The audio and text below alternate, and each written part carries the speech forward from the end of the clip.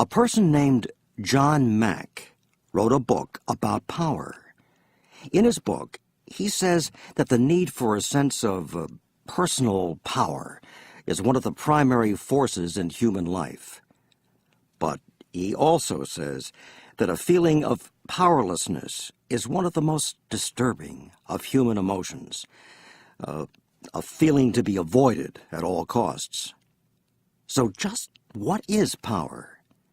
Psychologists define power as the ability to determine or to change the actions or behavior of other people.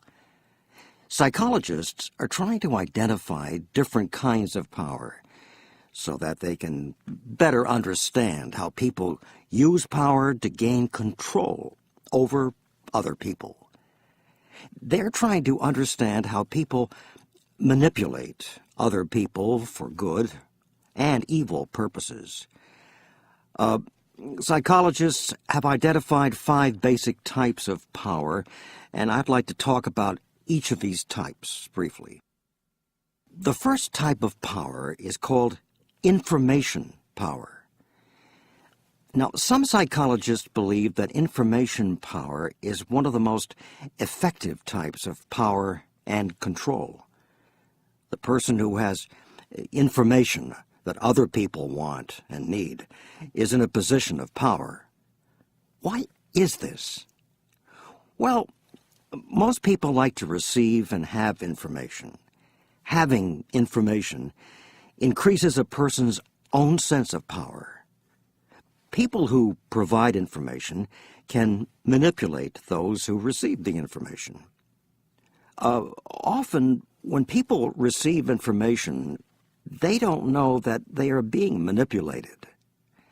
A psychologist named Edwards, for example, says that newspapers provide a lot of information to their readers, and that newspaper readers generally believe the information they read. Many readers do not question the accuracy of the reports they read in the newspapers. A second type of power is called referent power. For example, a person may want to behave like the members of a particular group, such as a soccer team or a group of classmates. Or a person may identify with and want to be like a certain teacher, a friend, or say a rock star. If you identify with another person, then that person has power over you, and that person can influence your actions and behavior. Many people imitate and are controlled by the people they identify with. Let me give you a sad example of the use of referent power for evil purposes. In the 1970s, in Jonestown, Guyana, more than 900 people committed suicide when their religious leader, Jim Jones, told them to kill themselves. They did what he told them to do because he had referent power over them. They identified with him. They believed him, and they did what he told them to do. More recently, a man named David Koresh controlled the lives and destinies of a small community of men, women, and children in Waco, Texas. Most of the people in this community died in a fire, along with their leader, during a confrontation with U.S. government agents. A third kind of power is classified as legitimate power. According to Edwards, government officials have legitimate power. When the government decides to raise taxes or make people go to war, most people will do what their government officials tell them to do. One psychologist reported on an experiment that showed an example of this type of power.